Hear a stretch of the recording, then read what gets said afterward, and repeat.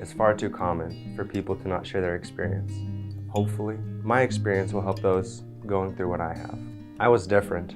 I asked lots of questions. I was far too literal, so I didn't catch on to jokes quickly. And I actually enjoyed annoying people. I remember being ridiculed, isolated, and did not feel loved by the cool crowd.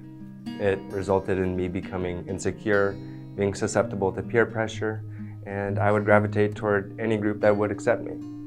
My identity became based on what others thought of me. I became self-conscious, wondering if I'll ever measure up to everyone else. The struggle of comparing myself to others continues to follow me even to this day. I notice times where I look down upon myself when I consider how I compare to others.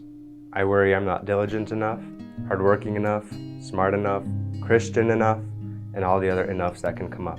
As humans, we are influenced by our environment, and if God is not in the center, our focus quickly becomes about ourselves and others, and our visual lens becomes distorted because we look at others through man's eyes, not God's eyes. If we look at everyone through God's eyes, we will see their true beauty as made in His image, a person with intrinsic value. We can then learn to not judge others, even bullies, but realize they have their own challenges and struggles that shape who they are. It allowed me to not look at someone in anger, but in grace. Grace begets grace, and that's how God designed the world. That's the story of Jesus' death on the cross, continually pursuing His people despite their clear inability to fully live for Him. It's also the story of Hosea being a never-ending love story despite continual cheating. And we get to share that never-ending love with our enemies, including bullies, despite their continual bullying. And by God's grace, those bullies just might see the goodness of God through our love. And how great a blessing that is to be used as a vessel to soften the heart of some of the hardest hearts. When responding or confronting bullies, do so with genuine love. Treat them like a friend. Try not to take the bullying personally, but understand they have personal issues that drive them to bully others. Help them however you can and pray for them. Christ doesn't call us to shy away from our enemies, but to stand strong, trusting that God is on our side, and trusting that it's not our job to judge or punish others, but that God will judge each accordingly. Our only purpose is to share God's love with the world, and being confident in one's identity in Christ shows exactly that love. To maintain the progress I've made, I must continually remember that only God was able to rescue me from all the struggles I've had, and He used everything in my life to do so, the good and the bad. It wasn't a miraculous transformation overnight. It's been a long 20-year process.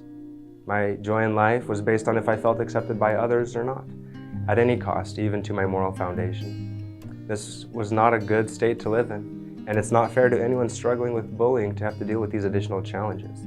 Fortunately, by God's grace, He taught me that these past experiences have formed my sensitive spirit. I'm able to help people in ways I wouldn't be able to had I not been bullied. I can tell when others feel left out, feel offended, or have also fallen into traps of insecurity. And I know what to say to help because I can speak from past experience. This is the beauty of God's goodness. He is so good that He can even turn negative experiences into good. These past experiences caused me to become overly sensitive, like when a loved one says things that I interpret as a put down. It took time to learn to share my thoughts and feelings, but I found that it not only helps others better serve my needs, but it also helps me take a look at my feelings objectively, without them being emotionally charged, causing them to carry less impact. I had to learn to not let my joy be based on my circumstances. Thinking back now, it's a blessing to learn these life lessons early on. So hopefully, all those currently being bullied can receive hope that it is building them up in ways they may not notice yet. These experiences taught me to rely on God for all comfort in life, which is how God can turn a negative experience into good. It's a blessing to have an all-powerful God that can take any burden and sanctify us by teaching us to rely on Him. And that's the hard part, trying not to try, but letting the love for God be the sole driver of our lives.